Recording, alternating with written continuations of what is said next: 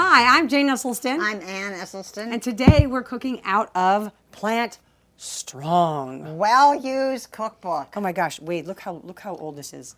Can you see the edges of this? And like it's warped. I don't know what it was submerged in from here down at one point. Anyway, But it's such a good book. It's the true tale of a well-used book is, warped and waterlogged. And it kind of folds open to the page you love and use the most, one of which is Cowgirl Biscotti. We may have already made this recipe with you guys, but we're making it again because it's around the holidays. We have another one called Hot Shot Biscotti. I like calling it Hot Shot Biscotti. But this is our first biscotti we ever did, and it's kind of changed a little bit since we originally started it. The original recipe called for 2/3 cup of cashews or walnuts, and now we just go with all walnuts because they have a better, we always like to say, well, you want to say it. Why do you prefer walnuts? Omega-3 is stronger in the walnuts. Yeah, the omega-3, omega-6 ratio is better, the anti-inflammatory action of all that. So we're going to use 2/3 cup of walnuts with a little bit of water. All right, so I meant to say, if you're following along, this is on page 254 in Plant Strong. And it starts with, in a high-speed blender, sorry it's way over here, you guys. I'm going to move the walnuts out of the way so we can get this more in. And we have a new plug so we can finally plug things in. We used to have, for YouTube, an extension cord like halfway across the house, coming up around the trash can, tied in on some loop of wood, and then up here, and all this, top shot equipment also plugged in. It was not the best system. So now we have a plug.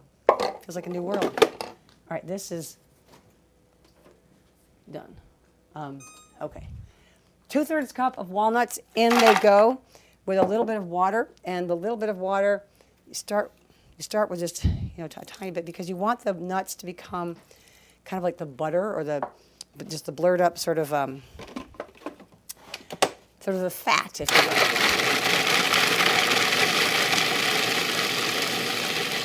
What if you didn't put any water in? They would turn, this makes them turn kind of like a little more hummusy. I don't want to make it nut butter necessarily. However, last night when I realized I wanted to have an example of this done and cooked for you guys on YouTube quickly, I decided instead of using, making our own walnut, not butter, but walnut pasty stuff, I was going to use some sun butter. We have sun butter because one of our kids works at a camp up in Canada, and they can't use peanuts. I only say Canada because everything was written in French, and I couldn't really read it, and I don't want to burn these. I don't want to burn our samples. Hold on one sec. Ignore those. You're going to see those in a second. I was trying to read the sun butter ingredients, and I think I read everything correctly in French. I don't speak French, but I was giving it a go. Anyway, so my doopy example of this is made with sun butter and not this walnut butter. But let's stay focused on the recipe. So here we have, let's look at this top shot. You can see it's kind of like hummusy, not hummusy, but it's thick paste-like, just walnuts, a little bit of water. And once you get to that level, what you do is in the food processor, you blend the cashews or waters. We're using just the walnuts until it's kind of lumpy. And we're going to add maple syrup, vanilla, and get it all into like the classic sort of sugar butter mix that we know so well from old school making of cookies and things that are baked goods. How much vanilla? Vanilla, can you please put in 1 tablespoon? And I'm going to put in half a cup. Love vanilla. Just the smell of it. I remember as a kid. And we're using my imitation vanilla because I ran out, and we had this. We just redid our kitchen, so we found all these. I found like ancient treasure in my own kitchen. In the back of the kitchen drawer, like the junk drawer. It's like striata of things that have come into your life. Anyway, I found this. This vanilla. Now, what, do I put in something else? No, we're going to blend. Remember, we're making the sugar butter blend. So this is which is not sugar and butter, but this is the walnuts with a little water and maple syrup and vanilla. Oh, I bet that would taste delicious right now. Oh, it's amazing. We're going to smell it. This is the foundation for a lot of our stuff. I'm just going to scrape the sides down, make sure everything's getting involved. Yeah, look at that, Mommy. So can you smell that? Smell it.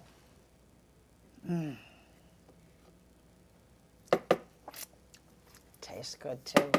Ooh, What's it taste like? so good. It's just walnuts and vanilla and, maple syrup. Okay, so now we're gonna add 1.5 cups of oat flour. You can. Do I measure or just 1.5 cups of. No, I'm just going to guess. I'm gonna do 1.5 cups of oat flour, and then 1/4 cup of old-fashioned oats, and a little bit of baking soda or baking powder. Here's our oats. You can use whole wheat flour if you want.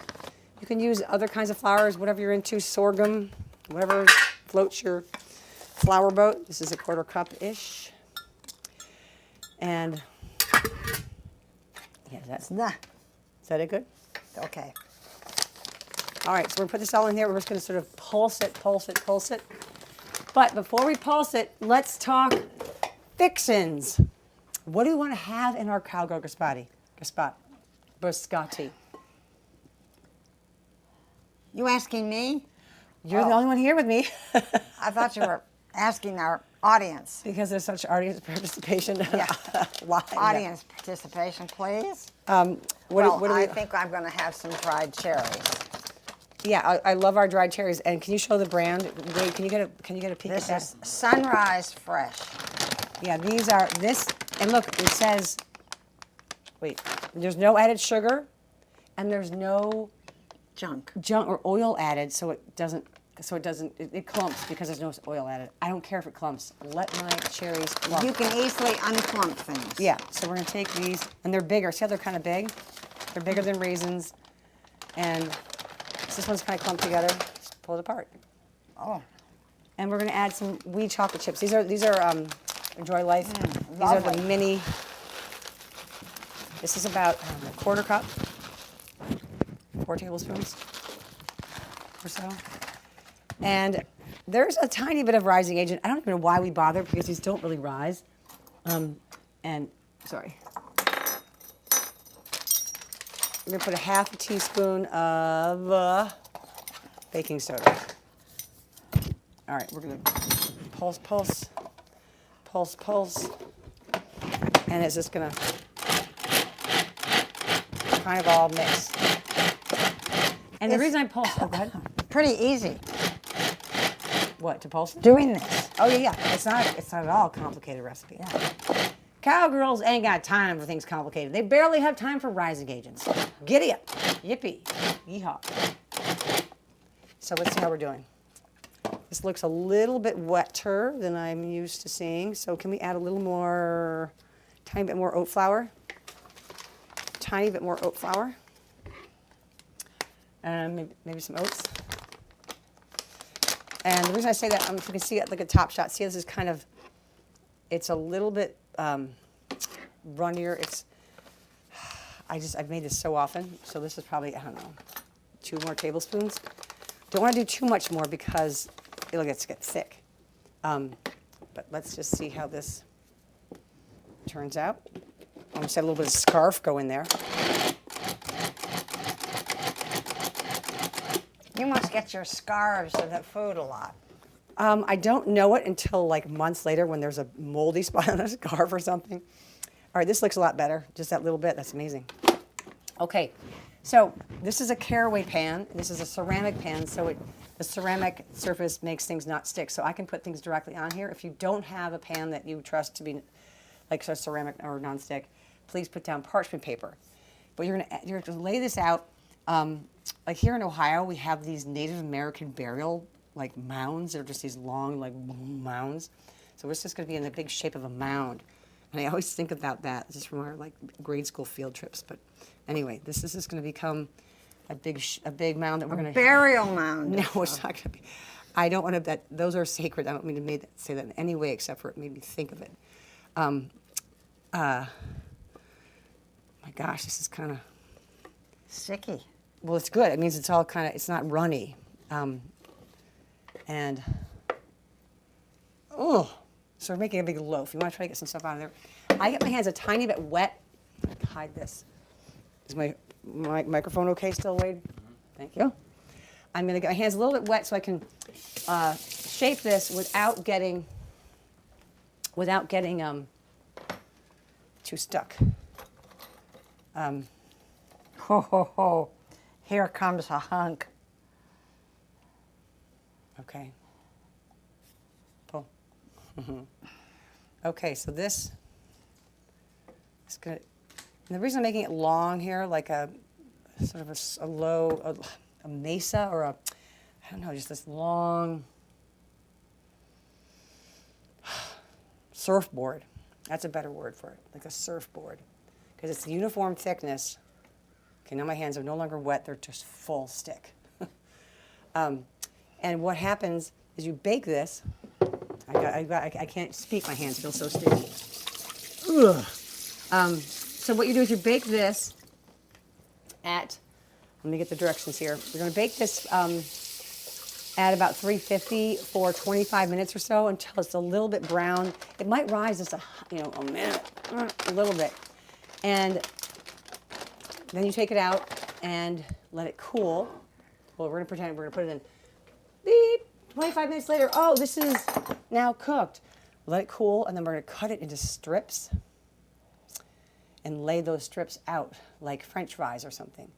And it's going to look like on another pan. Yes, and then or you can actually, if you have a parchment paper, you can take this off with your parchment paper and let it cool because it'll cool, But you can't cut it on Don't cut here. it on the tray, never.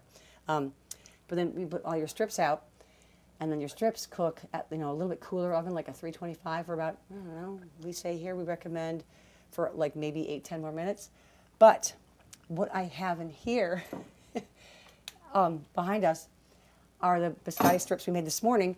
But since I use sun butter, and I did not know this about sun butter, but when you bake with sun butter, especially with a little bit of a rising agent, and we use that little bit of baking soda, it turns things green. No, but this isn't green. So it will, yeah. So here, this is a biscotti loaf. Like you can tell, these were all like related. We cut them into this loaf, and wait, can you see that up close there, Wade? See how it's a little bit green? It's not because we knew it was Halloween. It's because the sun butter and the rising agent do that, and somebody will have something in the comments about it. So anyway, this is our biscotti, nice and crisp. I hope it snaps well. Ready? Oh yes, even a little flaky. Wade, will you try? Oh, for Look at that green. Oh. Yeah, that looks green. Oh, all crispy. Mmm. Susie, you want some? Sure. You have a little audience. It's very dry. So you want to dip it in your little drink. Mm-hmm. Thank you. All right, your hair's in front of the camera, so. Oh. Oh, Yummy. I have Very never good. had sunflower butter, but it is. I really want to dip this in something like the true biscotti. All right, and this is again oddly green. Had no idea we were going to be into a green Cowgirl biscotti. But that's from the sun butter, isn't it crazy? Yeah, it's really wonderful. Anyway, and any kind of fixings you want to put in, put in. it's wonderfully crispy. Yeah. Perfectly baked. And I'm you trying need to- to eat it with drink. Have a drink with it. You do. I mean, biscotti, I think, was made for that, wasn't it? Like, it wasn't just a cookie. It was like a You dry. dip. Because you cook it once, cool it, so you're losing moisture, and then you're losing more moisture, and then you're cutting it and baking it so it loses moisture on one side, and you can even like bake it and then flip it like this so the other sides get crispy. I did not bother doing that because it all turns nice and crisp. Well, Everybody's also, here getting water to drink now because it's really. Each bite, you either get a lovely cherry or this delicious chocolate. Okay. We're going to go eat our green biscotti. See you later. Bye. Bye.